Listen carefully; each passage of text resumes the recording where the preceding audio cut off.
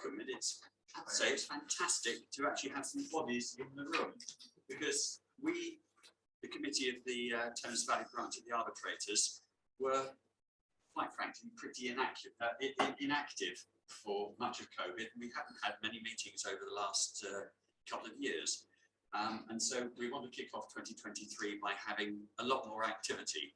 And when I spoke to Matt about giving this talk a few months ago, he said he would actually really like to have it that we've got people in the room and we've got people online, but he just wants to get back to face-to-face lecturing because we've had too much of doing online webinars. So welcome to everybody, and it's a filthy evening out there, so it's so good that we've got so many people in the room. So pleased to see you. Just in terms of house rules, the most important thing is that the bar is only about 15 metres that way. And if any of the alarms go off, it won't be,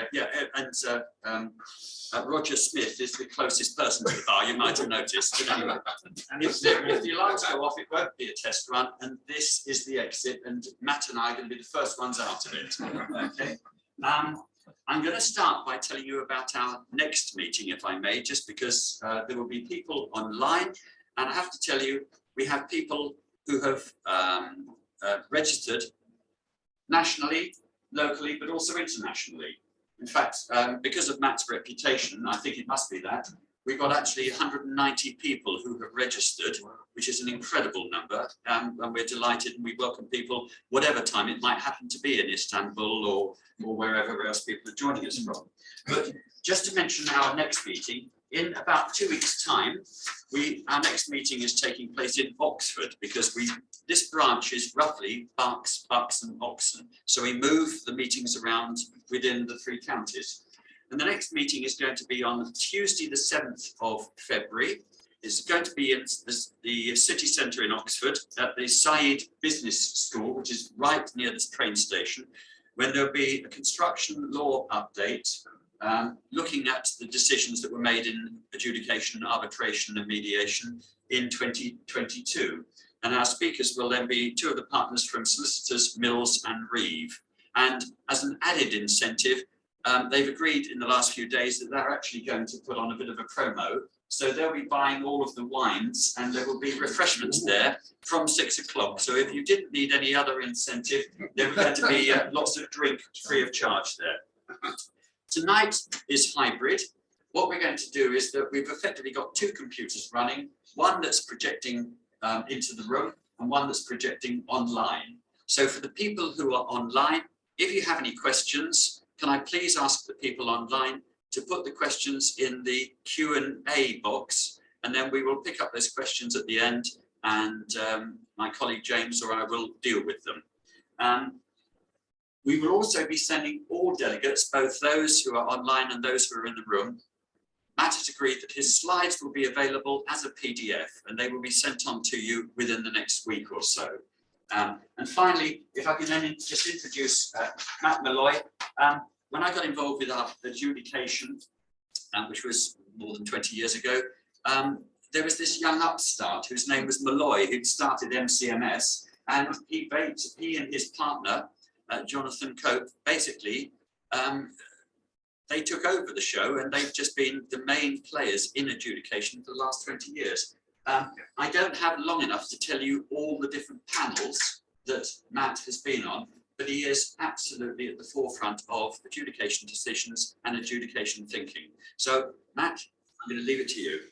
Thank you. That's very, very kind. I feel obliged to reciprocate. And so it's a little bit daunting talking about experts in adjudication with somebody who's now on the 21st cohort of expert witness training for the RICS. So if you want to be a registered RICS expert, you need to get through marks, tutelage, and grilling. I think he's on the 11th cohort internationally. So when he asked me to talk about experts in adjudication, I thought, well, there's a trip hazard if I ever seen one. But actually, and talking about trip hazards, when I was first asked whether I'd do this talk, I was actually on holiday.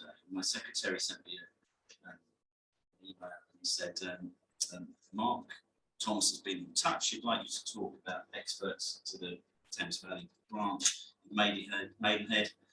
Elizabeth Line's fantastic. You can get there it's a 7 AM start on Wednesday the 25th, to which I paused and I thought, well, I can leave that till I get back. Unless that's delightful. I said, 7 AM start's going to be a little bit, you know, of a touch. And she went, oh, sorry, fat thumbs. And anyway, so I'm instantly at 7 PM. So thank you very much. I've had my first experience of Elizabeth Line past Paddington, and it was fantastic. So we got on the train at Moorgate at 5:15 and 6 o'clock I was off, Maidenhead, and then Mark didn't tell me about the hill. And here, and I'll say no more. The other thing I thought about the sort of January, and I read something this morning, and I guess I don't know how many you don't have to admit to that, but how many people are on dry January, or just waiting for payday. But I saw a small poem from a chap called Brian Bilston, who I understand is the poet laureate of Twitter, and it's a pseudonym. And there was a lovely little poem about January. And it said, 30 days have September, April, June, and November. Unless the leap year is its fate, February has 28. All the rest have 3 more, apart from January, that has 6,184. So I thought it was a lovely little poem. I thought, well, I'll get that kicked off. So I'm going to talk to you about experts in adjudication, and the areas that I'm going to cover are, I want to give you some context about where adjudication is now. I'm going to talk about the obligations, question mark, are there any obligations on an expert in adjudication proceedings? I'll look at and consider the distinguishing features of adjudication in contrast to perhaps other forums of dispute resolution. I will not exhaust it, I expect, my memory will fail me. I'm going to list the types of experts I've seen in my practice as an adjudicator. Now I'm going to ask the question that Mark put to me, was, is the involvement of experts useful? Or helpful, and then I'll give some thoughts as to how they can be effectively used, and then I'll just reflect on my overall conclusion of what I think of experts. Is it Chatham House rules? It's not, is it? So it's online. We can't.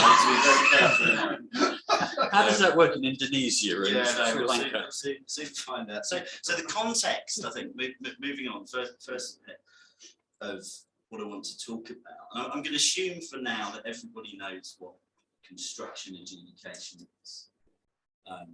And perhaps you may not be aware of what it was thought it was going to.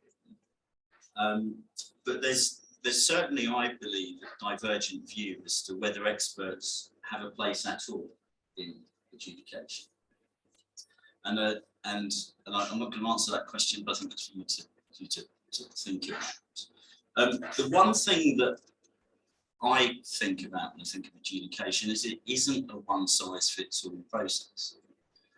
And what I mean by that is that, and I think it's one of the strengths of adjudication, is the flexibility in terms of the types of disputes it can deal with. Dispute is framed quite widely. There's other jurisdictions outside of the UK that restrict the disputes to a payment dispute, or in relation to a notified sum, that type of thing. The England and Wales Act that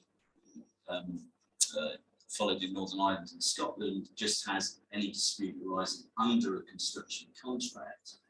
And the common law, the judges have developed that to an even wider, I think, definition of dispute, whereas now a dispute under a contract doesn't necessarily mean a dispute under a contract. There's a sort of a school of thought that disputes in connection with the contract might actually be caused, and that sort of follows some arbitral findings in the context of whether business people actually put much thought to the fact when they talked about including arbitration provisions in the contract, well, they put too much thought to whether it was only disputes arising under the contract. And the reason I mention that is that As a result of that, the types of disputes that can be referred to adjudication can vary. I think you have the large and complex, and again, I think I wouldn't say jury's out, but there are different divergent views on whether that is appropriate at all. Claims against professionals arising out of a contract. So what you would colloquially refer to as professional negligence claims, it's actually breach of a contractual duty to exercise reasonable skill and care, and that might be amplified by a contract. But if that's in relation to a construction contract, it's court. And so we will have, and I have had disputes that arise from claims against construction professionals.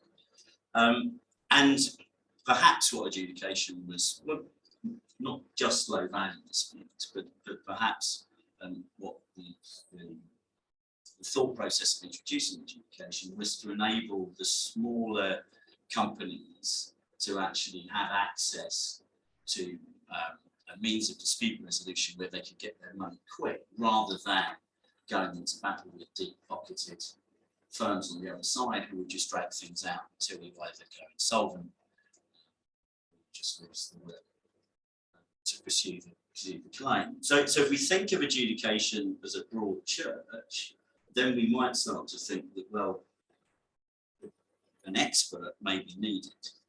I think if you look at claims against professionals, failure to exercise reasonable care and skill, then how are you going to succeed in your claim without an opinion from a professional to say somebody's fallen below that standard? So the next couple of points I want to sort of highlight in terms of context, and it sort of, I think, informs us in relation to the debate, is that some people say, well, the adjudicator's got inquisitorial powers. They may well have the expertise that's needed, so why do we need experts? And perhaps if we look at the scheme for construction contracts that didn't actually prescribe a timetable or a sequential referral response, reply, rejoinder, surrejoinder, rebuttal, surrebuttal, final submission, second final submission, third final submission. Perhaps what it was envisaged was the dispute was referred to the adjudicator in a black bag with all the arguments, and the adjudicator rolls their sleeves up and uses their expertise and gives an opinion as to what the answer should be. That's not how adjudication has turned out. What we have is an adversarial system where the parties have to make out their case, and therefore that puts us in a different arena in terms of the ability for the adjudicator to use their own expertise. And in my view, when I teach students on the diploma in adjudication, I say, well, you can use your expertise to evaluate, but you can't use your own private evidence. And so it's a case of you're not there you're not employed as an expert determinant. It's a short point. And whether that's right or wrong, that's the reality, I think, of current day adjudication. So moving on to obligations. What obligations does the expert have? We don't have civil procedure rules. We don't have a set of, there's nothing in the statutes that say experts who give evidence should comply with any particular obligation. So I think that, although the adjudicator, I suppose there's nothing stopping them to say any expert shall do X, Y, Z. The reality is it doesn't happen. And probably you could distinguish from arbitration, where I wouldn't say all the time, but it may be that the parties agree with their proposed order for directions, and the arbitrator adopts that the expert shall comply with certain rules. So in an international context, they may prescribe that certain rules apply in terms of soft law, and then domestically, the parties may say, well, we've agreed to adopt the CPR. So it may be imported as a by directions. We don't get that in adjudication. So I think that where we look to obligations, or ask what obligations an expert had, what we have is what obligations are imposed on the expert by their primary or by their professional bodies. And there potentially creates an uneven playing field because, for example, the RICS requires any RICS member who gives expert evidence to comply with their practice statement, which effectively means you owe the same duty to well, tribunal is defined why. So you would owe the same duty to an adjudicator as you would as if you were giving evidence to a judge or an arbitrator. That obligation is not universal across all professions as far as I'm aware. So there may still be obligations, but not necessarily to that same length. Any questions on that? Ask Mark. So then I suppose that then does that create does that mean you're at an advantage to have an RICS expert? Does it mean you're at a disadvantage with an RICS expert because the other side's allowed to be a hired gun? Let's leave that out there for you. If we think of the process, so distinguishing features of adjudication. The one thing I would say now, the time constraints, I wouldn't say they're overplayed, it's still quick. However, the courts, starting, I think the first case, I think I ever saw it, was a case called CIB and Burst. It's an old case, it's one of my favourites because it gave me some ammunition in my toolbox that basically said, if it's too complex, it's too large, and you believe you cannot reach a decision that's procedurally fair, you get off the pitch. And the effect that had was the adjudicators would say, sorry, if you don't agree with the timetable for this claim against a professional or kitchen sink adjudication with these experts, then I'm not going to do it, and the next adjudicator won't do it, and you'll keep going until you get somebody. So you might as well agree something sensible. 9 times out of 10, unless they don't like me, they want me, they agree to the extended time. Sensible practitioners, representatives, unless they've got a real deadline that can't be some kind of reporting issue, some kind of court deadline, they will generally agree with sort of times. However, we think about the concept that the referring party can refer the dispute at any time. That means they have the advantage in terms of the amount of time they have to prepare, the amount of time an expert has to prepare. And that, I would suggest, is a distinguishing feature from the other forms of dispute resolution, where generally the experts will have sufficient time to discuss, meet, investigate, agree what's agreed and what isn't agreed, and then produce reports on what isn't. That's a luxury that is unusual. Something, in fact, there's one of my pupils in the room. We had a hearing on an adjudication. It was all about an extension of time disputes. There were 2 delay experts. The day of the referral, I think it was agreed as the adjudicator. The day of the referral, they said, "Oh, we're in discussion. Please stop." So I thought, well, we're not going to refer. We've agreed. We're not going to refer for now. And then 2 weeks later, they did refer. The reason it transpired that they waited 2 weeks was so that delay analysts could talk. And there's no doubt in my mind that made the process extremely more efficient, because the report in response comes in and says, these are the matters agreed, this is what's not agreed, and this is my opinion. And then there was a supplementary report to deal with those points. And so that was unusual. and it was a beneficial process. That's not the normal situation, I would suggest. I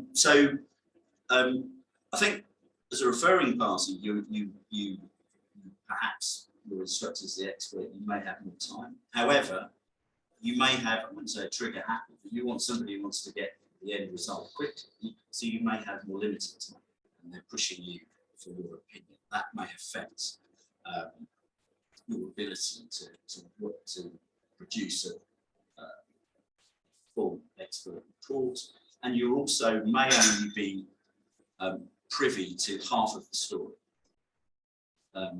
So in arbitration litigation, typically you'll have some kind of document production and sharing of documents, and you'll get to see perhaps all the factual evidence and documents that are there before you actually go to work and to produce something that's going to go in front of the tribunal.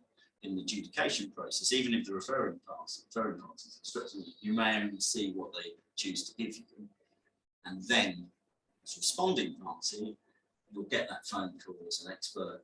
One of the reasons I don't do expert work anymore is I've got this thing, we've got to produce a response on Friday. This is Wednesday. So we had a notice, and this nominating body wrote to us, and then we've had this referral and lots of documents, and now we've got to put a response. We have we think we need an expert report. So I mean, I'm sort of exaggerating a little bit, but I don't think it's that far from reality.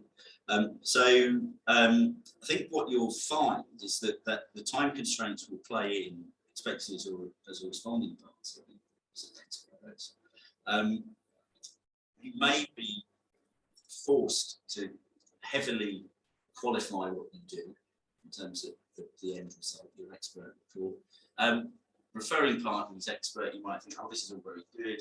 And then you have something that's called a reverse ambush. So why haven't they paid us? Why haven't they given us an extension or something? So doing all their investigative work, you don't want to show them this, but you know, this is, we'll wait for the response, and there goes bang, in you go.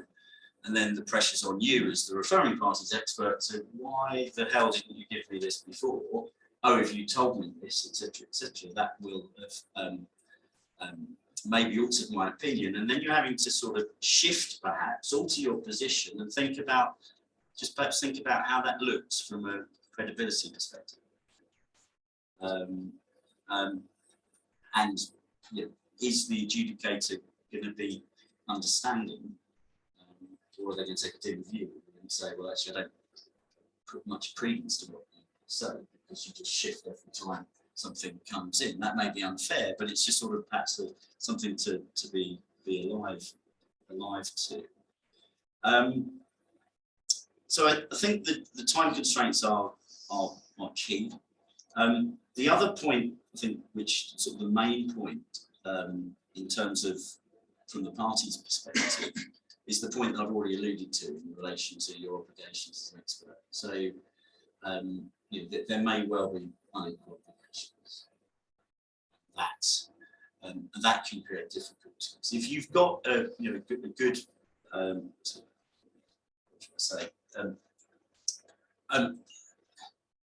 you may be able to identify that, but then really, is it your place to criticise the credentials or the behaviour of the other side's expert? Does that look good on you?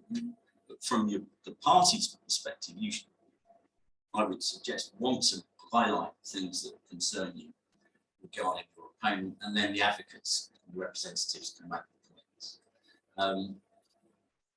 I think there's sort of a couple of things I sort of think about where, whether do I really give more credence to an expert's report just because it has the declaration that they've complied with their obligation? I think the reality is you're going to assess that like you would any other piece of evidence. I had a different forum arbitration a couple of days, Monday and Tuesday. The two expert, one day of factual witnesses, one day of expert witnesses yesterday. And it was evident that neither experts were particularly experienced. One had a declaration but question mark over whether it was just a formulaic cut and paste at the end of it. The other one didn't have a declaration, and when I asked them whether they understood what their obligations to the tribunal was, the parties had agreed CPR compliant report, and they sort of nervously shuffled. And then I said, oh, so you've been instructed to produce a CPR compliant report. So do you know what CPR means? And shuffle a little bit more. And so I said, well, do you understand, what your obligation here is today? And so I was here to tell the truth and give my professional opinion. Now, for me, that was of value, and I assessed the evidence, and I'm still assessing the evidence as I would any other. So I think, yes, it creates an unequal obligation, but I think ultimately, if you are an expert who comes across as credible, opinion supported by documentation or experience, I think you're going to be okay.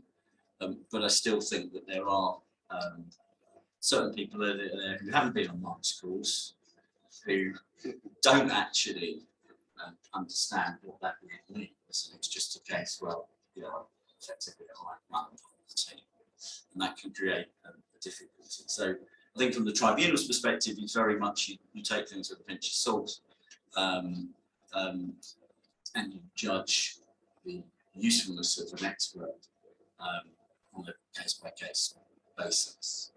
And the final thing, and this was something I sort of discovered after probably about 10 years of adjudicating. So I wanted to be an arbitrator, and I was sent off but I didn't have great hair, and I didn't wear long trousers, so I was basically told, you want to be an arbitrator, you've got some time on your side, so go off and go and get yourself a legal qualification, and just stick with it, but hurry. And then adjudication came out of the sky. At the time, I had on a entry level, and so I sort of grew up from, not right at the outset, but from 2001, started adjudicating. And I think I qualified as an arbitrator about the same time. But I didn't get my first arbitration for about 9 years. So there was some truth in that. And I can remember at the time thinking, oh God, I need to get my books out and look at this arbitration, and all different directions, and it was all very archaic. And then sort of, the first time I thought about doing it by the book, and the second time I thought, well, there must be a more efficient way of doing this, and then gradually adjudication has informed my arbitration practice. So saying more. But one thing, and it struck me, and it was a 3-week hearing, and I can remember sitting there with multiple factual witnesses and experts, and I can remember listening to people thinking, and it was a particular set of events, and the chap who was giving evidence, I thought, well, this all sounds really, really quite credible. Yeah, that's fine. And if I'd had an adjudication meeting and had this exploration, I thought, well, that sounds all very credible. Then when I went back and started doing a deep dive into the documents, I realised that the chap was lying through his teeth. And that alarmed me, because I was thinking in the comparison between arbitration and adjudication, I thought, well, I didn't do anything different really, other than I had a bit of luxury of more time to prepare my award. But what I also had was the benefit of having the factual and the expert evidence tested with a greater degree of scrutiny. I think that is, I suppose it depends which side of the checkbook you are. It's a reality that, that there must be, I think there is a correlation between quality decision and the time you have to reach. So a lot of the time, by the time that the ball stops going across the net, you've got a week, your fortune, and then you've got to reach a decision. And it's not a case of missing that. So that's something I think I'm alive to.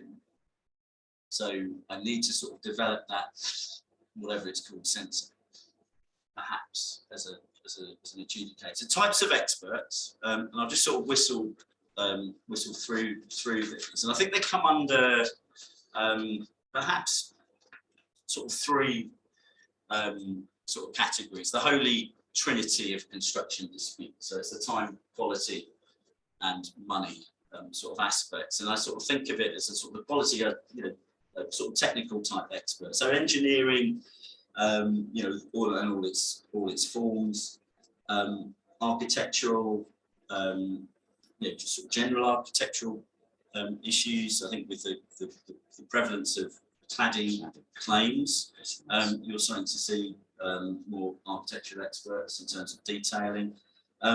Building, and I mean by that, by generally, so you might have sort of building surveyors, you might have issues about construction methods. One of the issues in cross-examination in an arbitration was Victorian construction methods in terms of whether what they discovered when they dug up the hole was acceptable or not, as the case potentially be. But some of our members would probably tell you they were there. yeah, that's a factual witness. That's effective.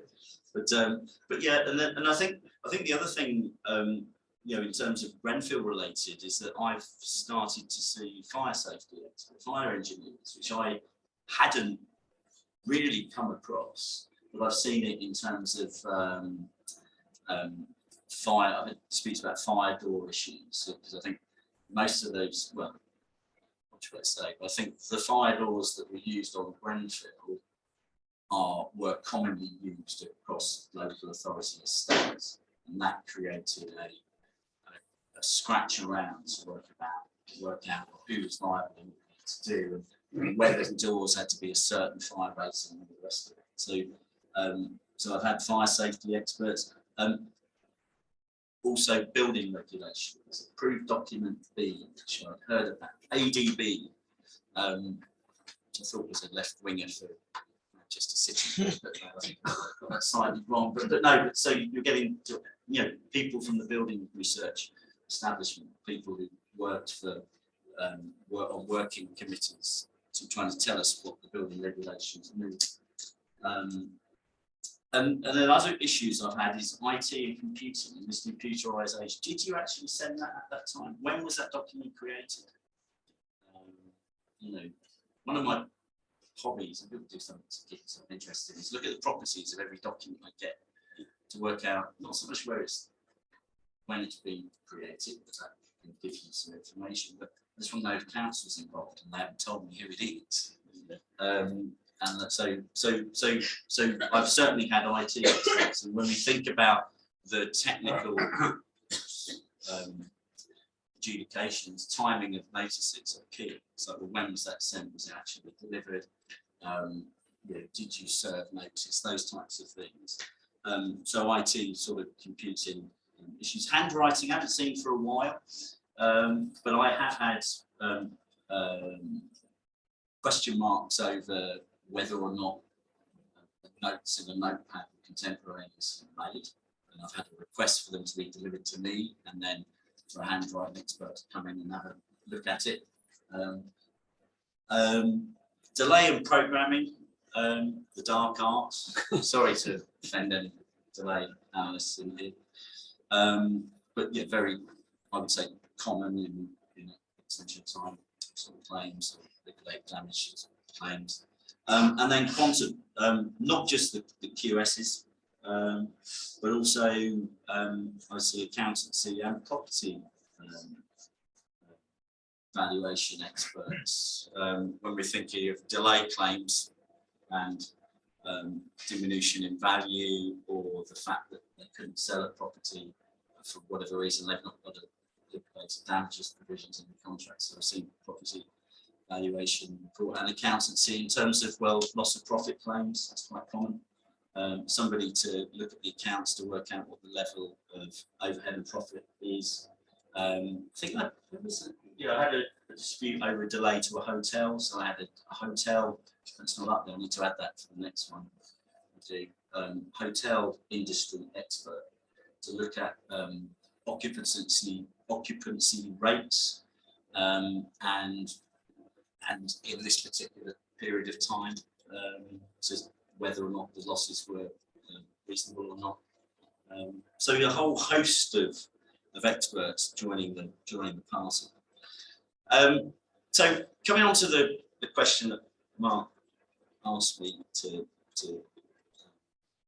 answer is whether the involvement of experts are helpful. And I think I sat back at that moment and thought, well, what's the purpose of the experts?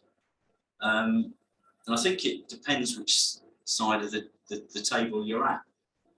Whereabouts, who are you? Are you the parties, one of the parties? Are you the adjudicator? And I think from the party's perspective, I think that there's the simplistic answer is win, but I think before that, actually what the parties want, and also what the advisors want, is they want some opinion as to the strengths and weaknesses of their case.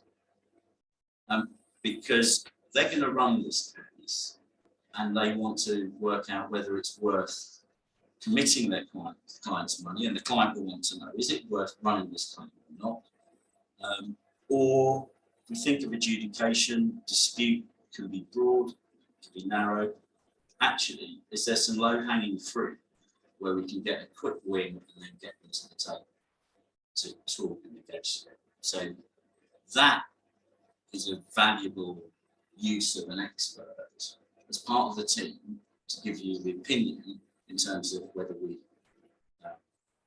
go forward with it, we drop it, which aspects do we actually put forward. So I think from a strategic point of view, I think that's useful. That might be before the adjudication is afoot, but it also may be after the adjudication starts. So when you get that Wednesday call, it's like, can you do me a report? You might actually be able to look at that and say, well, you haven't got much of a chance here, Gov. And this might be one where it's worth picking up the phone and discussing it. So I think it's not just about the next point, which is the win.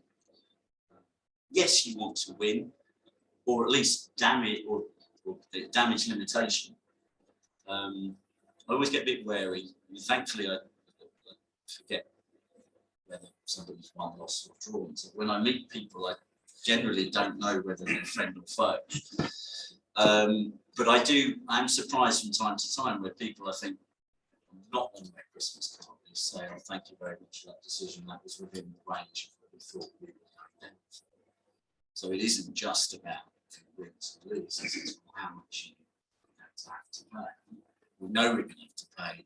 We can't agree ourselves. Let's get a third party to tell us what that is. And if it's within the range that our experts advised us, then that's something perhaps we can live with. Assist your case, obviously, part of the team. The other instruction, and this is one of the products of the time constraints, is that you may be instructed to say, where can I pick my holes? And so, and particularly as responding party, and particularly for delay analysts who may not have all the data, they say, well, look, I can't tell you exactly a positive case when I'm responding as to what's caused the delay. But what I can do is pick holes in methodology, inconsistencies, inappropriate logic links. And so that might be my set of instructions, is just to really try and undermine the whole credibility of somebody's case. And that can be useful. So typically in a delay related dispute, it's not always, but I will typically have the delay analysts in. And the agenda generally goes something like, give me a presentation of your delay analysis if you've done it. And if I've got the benefit of two, fine. But if not, it's tell me how, walk me through your delay analysis, answer any questions I've got, and now address the criticisms of your opponent and say why I should prefer your delay analysis. And that I find quite useful, because the problem comes to life. It makes my job easy. As the adjudicator, what do I look for in experts? I want, ultimately I want to make my job easier, but help me to understand the issues. I've got a short amount of time. In theory, you may know more about this case than me. Can you just help me with that? And that will make the process more efficient. I think the one thing I'd say just caution against is that because adjudicators don't necessarily have visibility on how much the parties are spending, so you don't have to deal with parties' costs, sometimes you don't necessarily factor in the costs, the parties, the things that you do. So it might be that, yeah, I want to have a meeting. If you've got 20 people in the room, you've got to think, well, actually, is this justified? Is the sum that's being claimed enough to warrant that? So it might make my job easier. But actually, what I could probably do that in 4 days with a towel over my head, and maybe I do some kind of cost-benefit analysis to say, well, okay, it's not going to be pleasant, 4 days to do it, give me a bit of time. Alternatively, get the experts in on their own. We've certainly had that. Experts on their own to run through quantum technical issues, delay, particularly. Next question is my penultimate slide is how experts can be effectively used. And this is my Clint Eastwood picture that I didn't want to put on this set of slides. I delivered this similar lecture. I thought you've all seen the picture of the good, bad, the ugly. And so I thought I'd just share with you, though, my thoughts in terms of the good experiences, the bad, and the ugly. And the good experts will reconcile the parties' cases for me, so that I can identify what the issues are. Just to think of relatively recent, well, I say relatively recent, it was in the lockdown period where the responding party had an expert, referring party didn't. Responding party's expert was an RICS member. The referrer was the equivalent of the electronic Sainsbury's bag. So I didn't really know what was being claimed and where it was. The responding party was concerned about the state of the claim. So I gave them a little bit more time, and then I said, actually, I need a meeting to really understand what the issues are. I know there's a claim of money, and there's an allegation of legal basement help. And the curious expert actually said, well, I've gone through all the documents. This is what I think the claim is. And this is my opinion. The other side said, no. There's an email attached to the document in the bundle, and that's what our claim really is. And so we got some clarity, and I said to the expert, "Oh, does that? Can you now put this in as an extra column?" And they agreed and did, and it was extremely helpful. The expert's client lost. The responding party had made a point about the additional expense of the adjudication as a consequence of the electronic Sainsbury's bag for documents, and I took that into account. They paid the lion's share of my fee. I couldn't do anything about their costs, but it was something I took into account. Now that expert was a good expert. I had a situation with somebody who was a boss of a large firm of experts phoned me up after a reasonable period of time and said, look, just need some advice. The person in front of you was the first time they've been on their feet giving oral testimony. They're distraught because our client lost. I just want to know how they came across. I said, well, they were fantastic. I adopted their delay analysis. They didn't opine on liability, but they told me what caused the delay to the job.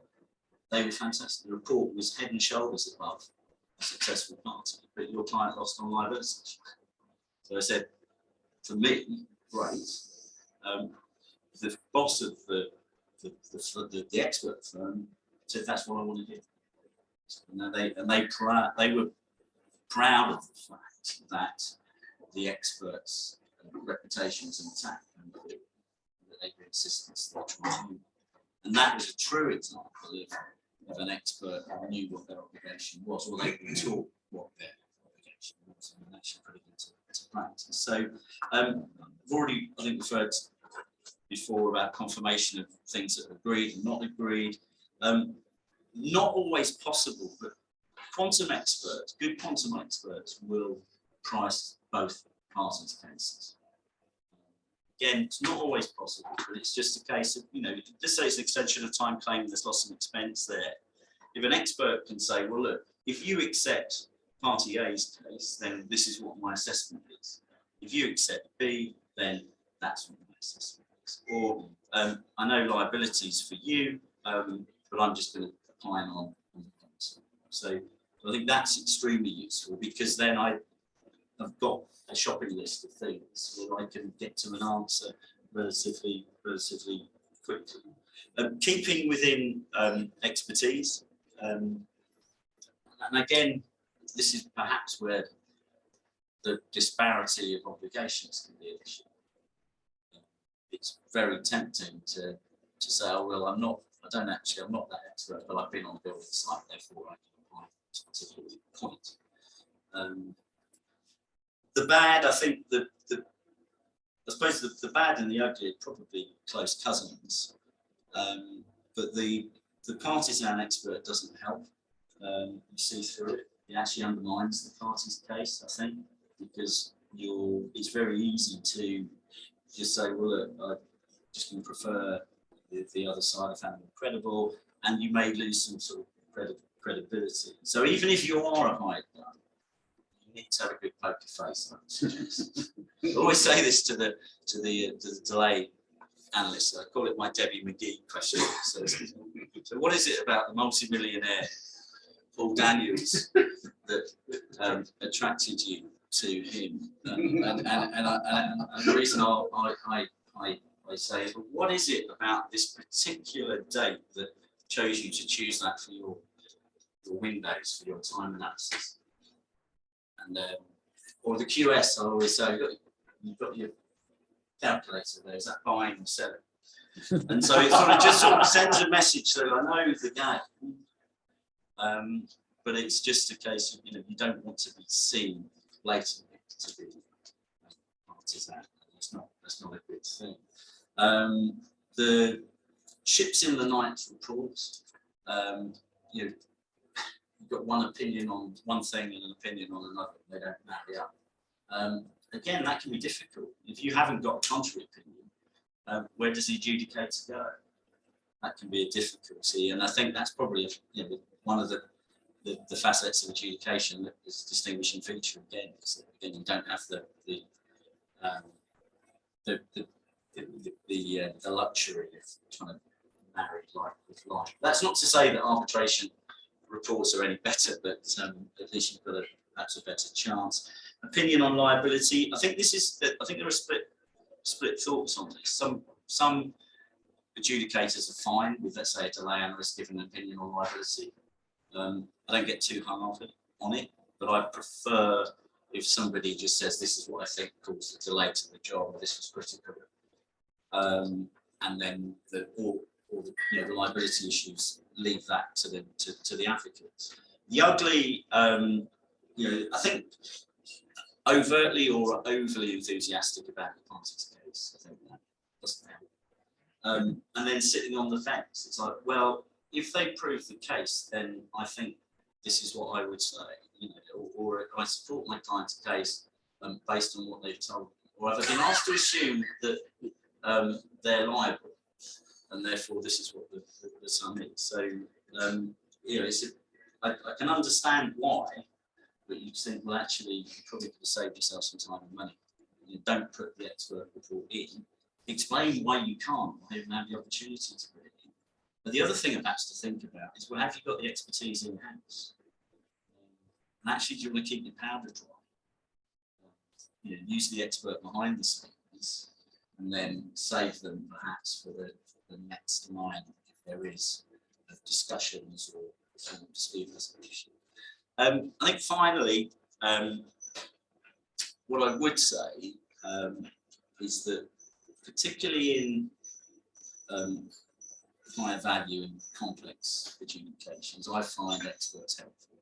I think one of the early, I wouldn't say criticisms, but uncertainties in adjudication at the outset was whether the adjudicator was actually giving their opinion and effectively being an expert. I know that there were some complaints against adjudicators for effectively doing an expert report as an adjudication, particularly engineers and QSs who like to get to the right answer. And again, that might be what we envisage adjudication to be, but the lawyers didn't like that necessarily. And I can remember after that, I was encouraging people to ask the parties, do you wish me to use your expertise to deal with it, just to sort of tick that box? When they said yes, it was a nightmare to get the old scale rule out.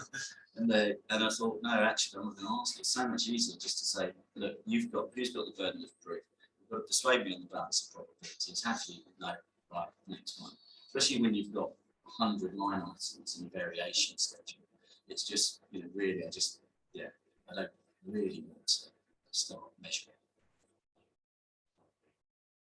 I know a lot more about the new method of measurement now after recent adjudication. New rules of measurement, NRM2, that's the one. Now, a lot more about that after a claim against QS, which is good. So, well, no, not the claim against QS. Every day is a school day.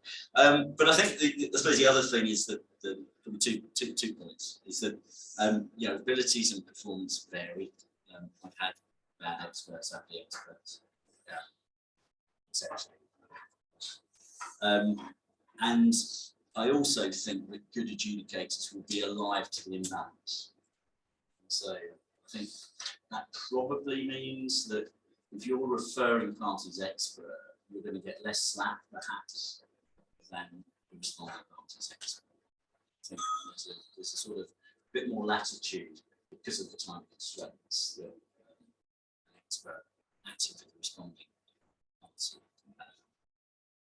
Yes, that's opposed to referring. And that's as far as I've got. So thank you. I'm like almost on time. Yeah, that's about 45 minutes. Good, good. Now I'm going to come and join you because at the last minute David asked me if I did the introductions and all the rest of it. So I'm going to kick off with questions, and then we've got one or two I think online. Yeah, but acting as an adjudicator, I was involved in a case the last couple of years where, let's just say, an RICS expert, and I had experts on both sides, didn't maybe conduct himself too well.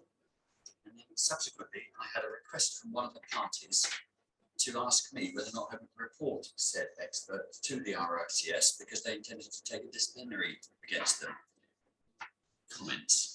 Yeah, I mean, this was a talking point when I think I was involved in the working group for surveyors acting as experts and advocates. I think there was a dual sort of role, and this concept of self-reporting is in an arbitration sphere, and I think by analogy, I think it applies to adjudication.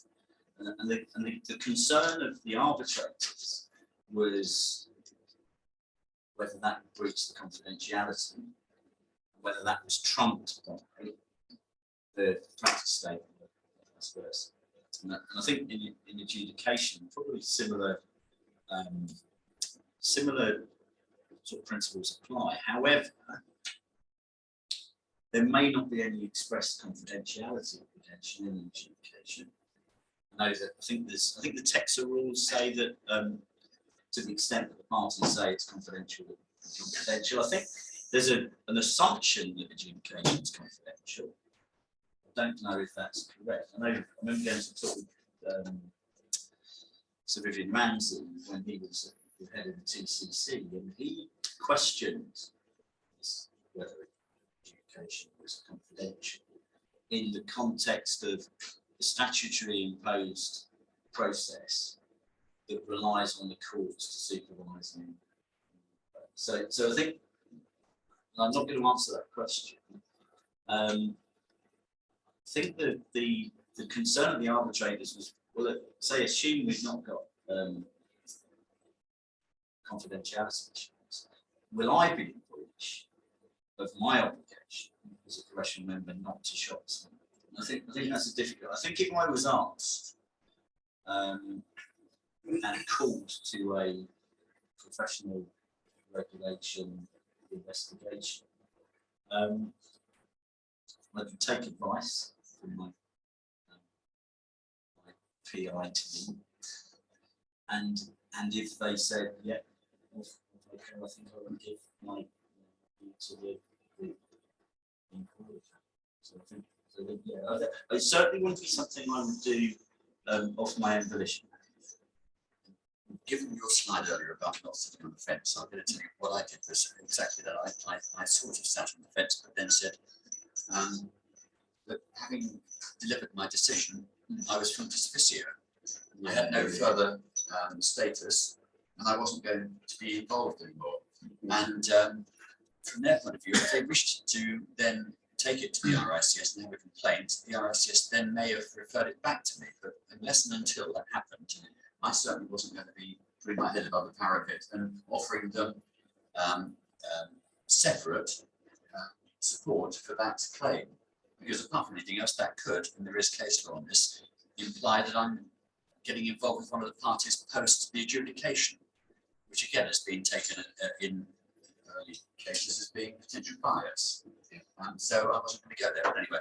Okay. I think the addition, I think the judges have made clear that they will encourage adjudicators to document bad practice in decisions. Now, whether that's the parties, the experts, and they will be alive to that. Can we report the solicitors then? There's an awful lot of that goes on. Sorry, David, and others. Yeah. I mean, some professions have to self. No, yeah. But in many ways, your evidence.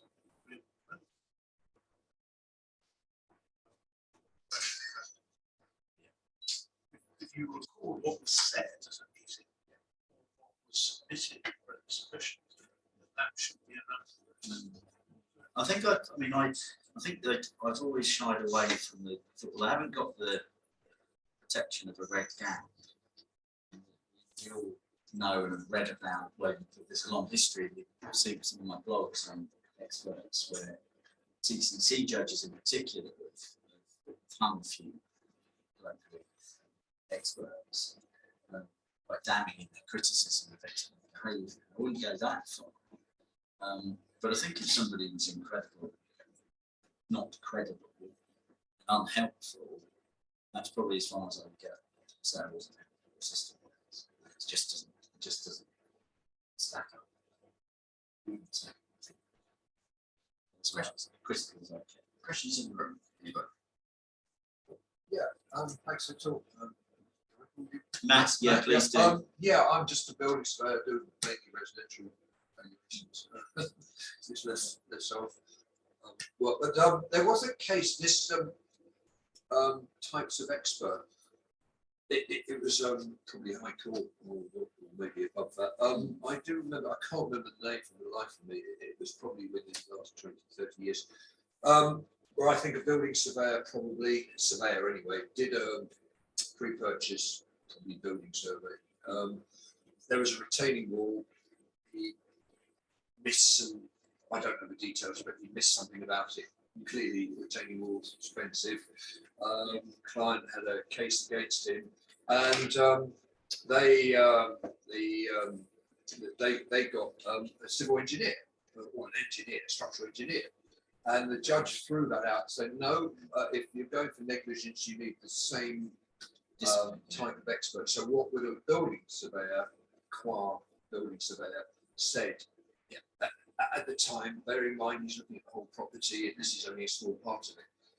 Would that stand with arbitration? Yeah, because it strikes me there should be balance. Yeah, no, I think the guidance, I mean, I've certainly not, I've had a claim for professional negligence against a contract administrator with no expert Right. And the other side cited all the authorities and said you need a like-minded professional to give an opinion that fell below the standard. Right. And so I accepted that as good authority, unless it was obvious.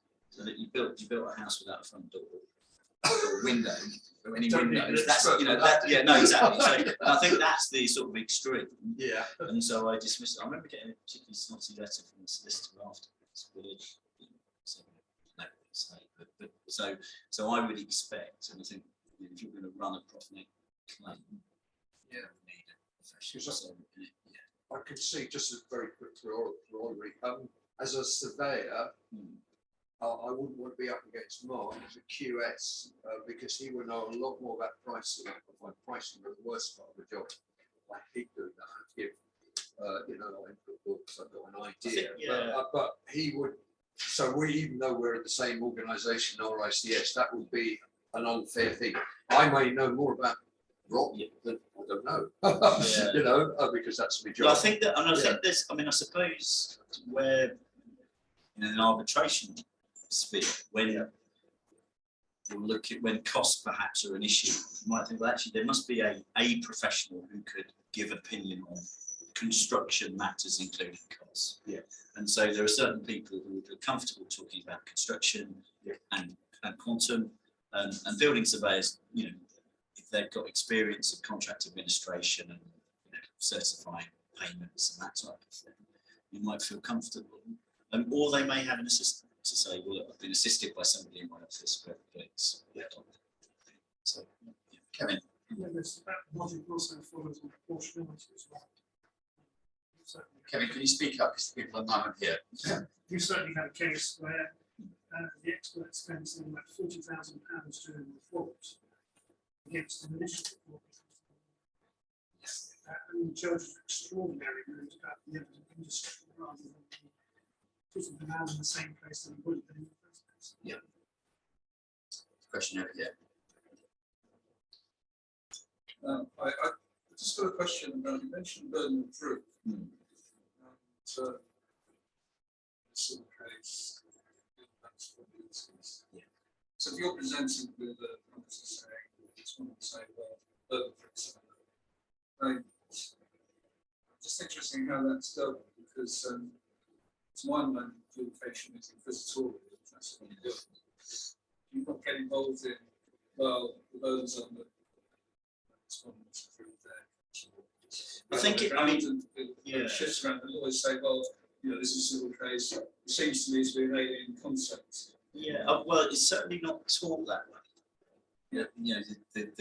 The adjudication diplomas that Chartered Institute of Arbitrators, RICS, deliver very much modelled on the arbitration diplomas that existed and still exist. And so the first module will be a law module and include law of civil evidence. And so you'll understand, you'll be taught the concept of civil, the civil evidence in terms of balance of probabilities and who has the burden. It's not always necessarily the referring party, because sometimes it depends what's being claimed. So I think, but I encourage my students who agonise over getting the right answers. And ultimately, you've got to be persuaded. If you're not persuaded, case not made out. You make a decision.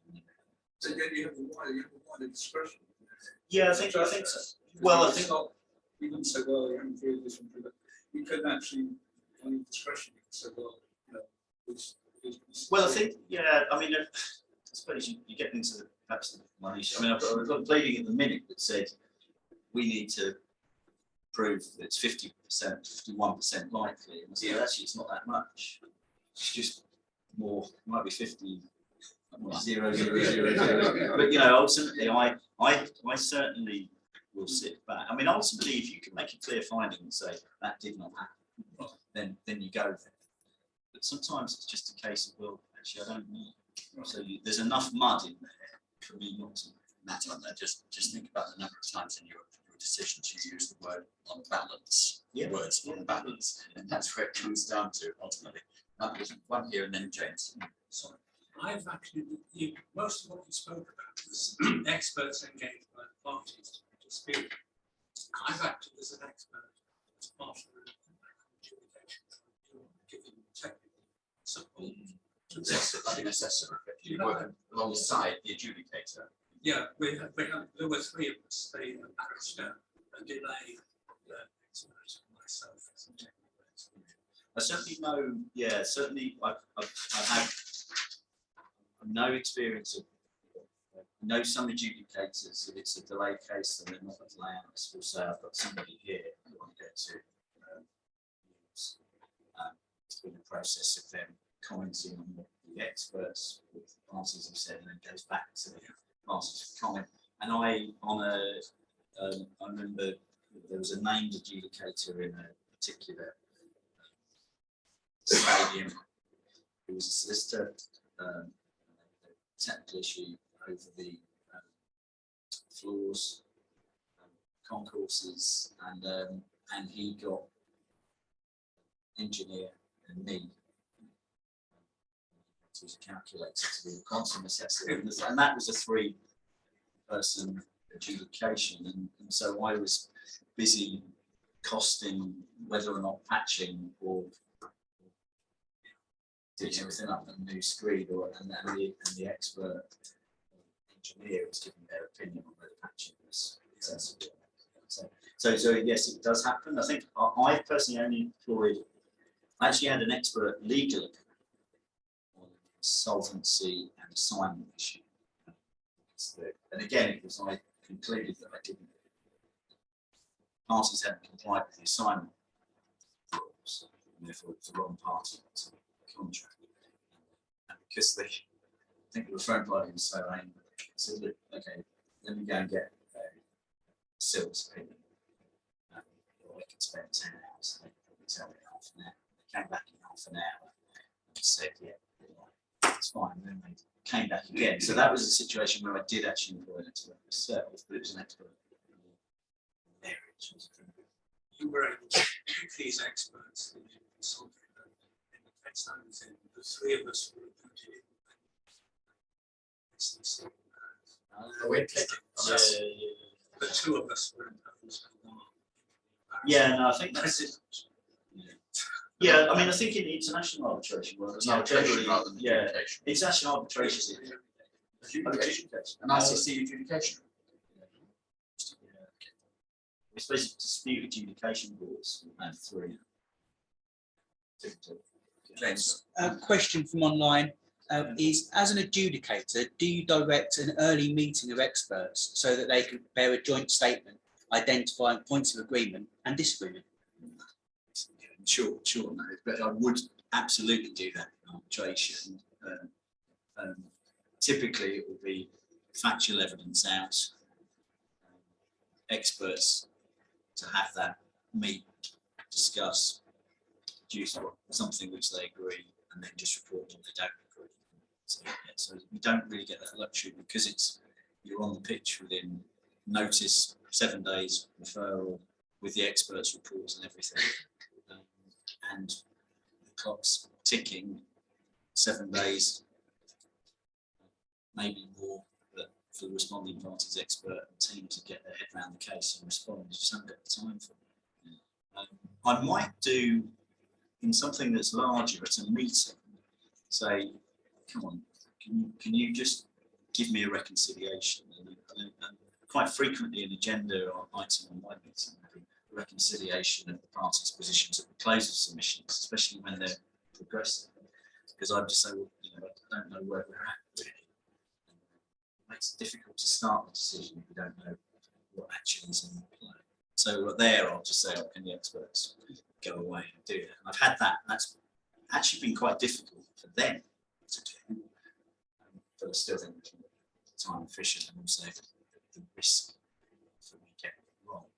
I suggest at least then sort of bulletproof and protecting the decision because they can say the parties agree this is where the underspend.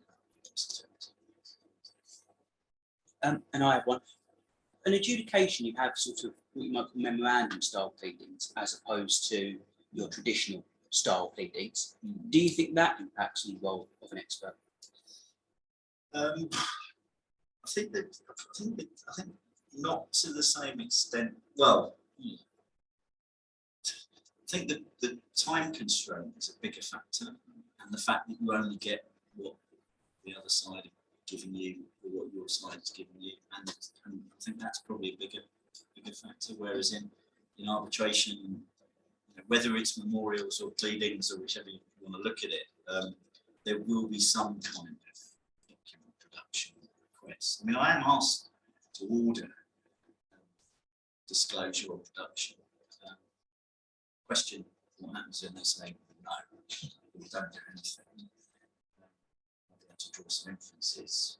But then you also think, well, actually, can they physically get those documents? Used to be the old fire and flood and a fire. Yeah. So, I've got another one, because on a similar thing, you're partway through looking at a case, and then you decide, and I'm not a big fan of meetings, I don't often hold them, but there are occasions when you absolutely have to get meetings in because you just can't understand what they're possibly poorly pleaded. And that's when I want meetings, and I want meetings with the technical people there, the delay analysts and the QSs. Now, I've actually, despite being the adjudicator and sort of wanting to insist, I have found resistance from solicitors letting me into the room with their experts. And then I've also had resistance from the silly beggars wanting to turn up and interfere. So again, any thoughts on that? I mean, I've certainly Apologies again to the solicitors. This isn't no, I've certainly said I would like to see the experts. My general view is that I'll allow the parties and the representatives to attend to observe if they want. I only need to make a decision if somebody kicks off and says, well, we don't need it, it's going to be more expensive. But I think ultimately it's if the client does want to be there, as an observer, that's fine. I think it's quite. I actually thought. Well, I think again a few years in, but I think I realised that perhaps I was getting a bit too ahead of myself. I remember going to a meeting and I had a junior counsel. It was lovely chap, really smiling, very happy. So we had the meeting and he stood up and he started to when at the beginning, I think I just sat there and listened. Got to the stage, I said, sorry, stop, sit down, that's not how you do things. And I thought, well, I think it's probably like all these things, you can get more confidence as you get more miles on the clock to be able to say, look, this is my meeting. I know what you're saying, this isn't helpful. Sometimes I actually quite like the exchanges. And even experts, sometimes, you actually, they're very, very enthusiastic about their case. And they'll go a bit far, and you think, I remember, and then, yeah, the lovely, again, bit of a war story, the council said, oh, is this helping, sir? I said, probably me more than me. Their expert was given a yak. And so I thought that was one of those where it's sort of, yeah. It's an open secret that those don't trust them. And it's an open secret that lawyers don't trust experts. They're very worried that experts will letting the cat out of the bag, doing something appallingly obvious. And so the idea, I shudder, the idea that you should meet both sides experts without solicitors. No solicitors. Of course, obviously, people give the game. The other thing that I find, this is not really a reflection of how you look at it as a practitioner. I think it's extremely helpful for the client to understand this technical case. And that's where the expert comes in, because it takes your point on that tactical approach. It's much more deep-seated than that. It's quite often neither party understands the case.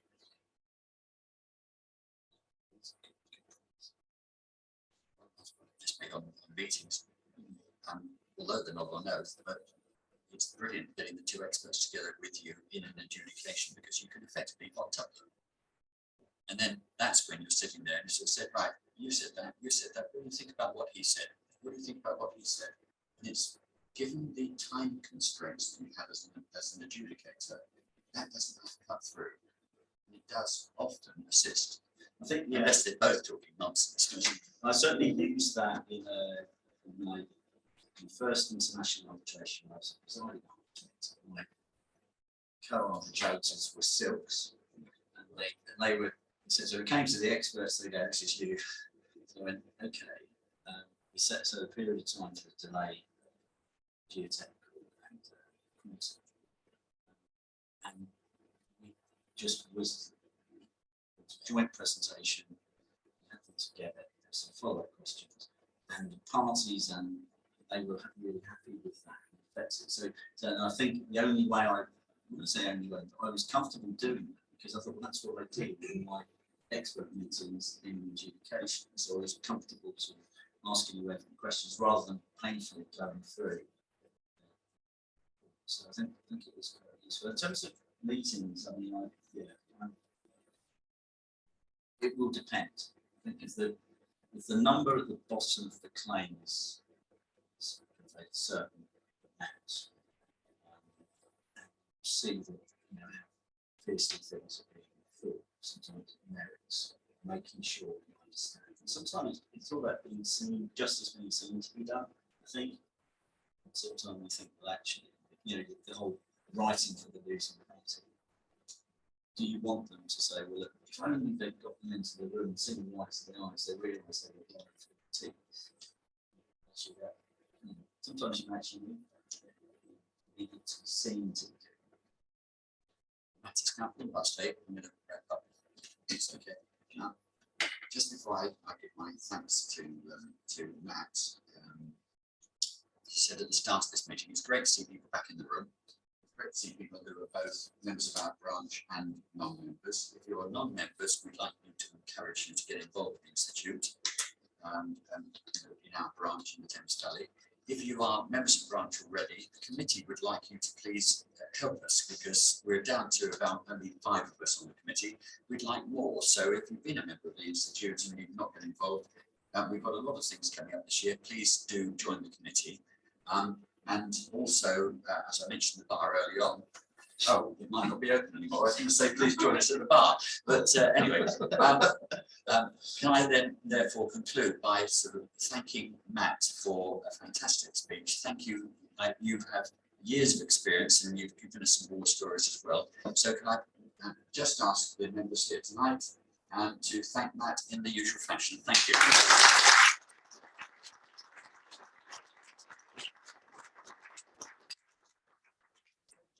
Everybody this evening.